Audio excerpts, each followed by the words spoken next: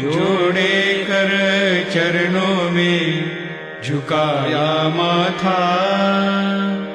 विनती मेरी सुन लो मेरे सद्गुरु नाथा। रहे ना रहे भाव तेरे चरणों में आया।